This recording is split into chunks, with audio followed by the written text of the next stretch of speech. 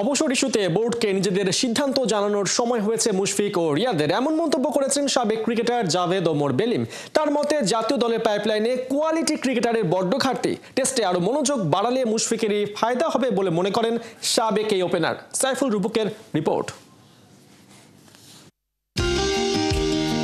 দুই সিনিয়র মাহমুদুল্লাহ এবং মুশফিককে নিয়ে সবখানে আলোচনা। সাথে আছেন জাভেদ ওমর বেলিম। তার আন্তর্জাতিক ক্রিকেটের শেষ ম্যাচটা ছিল কলম্বোতে 25শে জুলাই 2007-এ।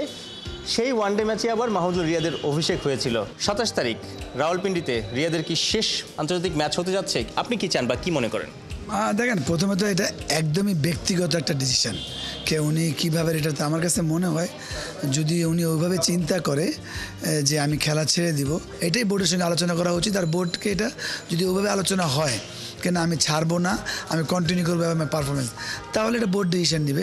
মুশফিক এবং মাহমুদুল্লাহ, একজনের বয়স 39, আরেকজনের বয়স 37। চ্যাম্পিয়ন্স ট্রফি পর্যন্ত এই দুজনের ক্যারি করা ঠিক হয়েছে কিনা, বা তারা আরও আগে বা 2023 বিশ্বকাপের পরে তাদেরকে বোর্ড কথা বলে আসলে নতুনদেরকে তৈরি করতে পারতো কিনা? যদি অপশন থাকে অটোমেটিক পৃথিবী, আপনি ইন্ডিয়ার টিমকে দেখেন, অস্ট্রেলিয়ার টিমকে দেখেন, ওরাও সরে যায় আলোচনার মাধ্যমে। বোর্ড ওদের সঙ্গে আলাপ করে আমরা 6 মাস তোমাকে ট্রাই করবো। আর যে রিফাইন্ড হয়ে আসে, যে প্লেয়ারটা পারফর্ম করতে আসে, ও কিন্তু অনেক কাঠপুরে আসে।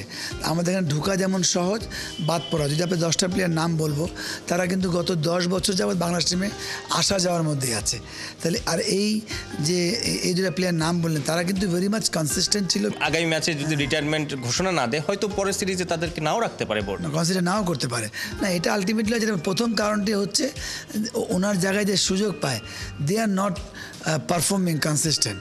আর যে বাদ পড়ে, সেটা যেই হোক, সৌম্য সরকার হোক, মাহমুদুল্লাহ, তারা ডোমেস্টিকে এমন একটা পারফর্ম করেন।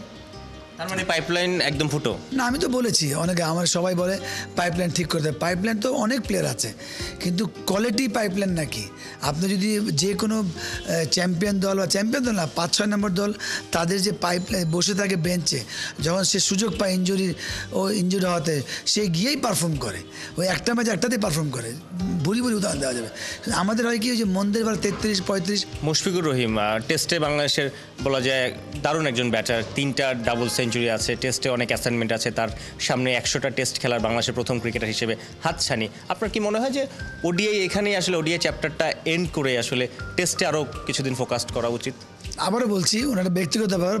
আপনার পয়েন্ট না, আমি মনে করি যে যেহেতু আপনি ম্যাক্সিমাম আর 1-1.5 বছর খেলবেন, তাহলে যদি এই টাইপের কমেন্ট আসবে, যদি লোড নিতে পারে ফাইন, কিন্তু লোড না নিলে আমার মনে হয় একটা নিয়েই ফোকাস থাকা উচিত, কি আমি টেস্টে রিটায়ার করবো দেশে খেলে, বা টেস্ট আমি খেলতে চাই, এটা ছেড়ে দিলাম। দুই দেশেই আসলে পাকিস্তান এবং বাংলাদেশে সবখানে এক্স ক্রিকেটার, মিডিয়া সবখানে আসলে ক্রিকেট দল, ক্রিকেটারদের নিয়ে সমালোচনা হচ্ছে। বাংলাদেশ নিশ্চয়ই চাইবে শেষটা রাঙিয়ে জিতেই দেশে ফিরতে। সাইফুল রূপক, 71।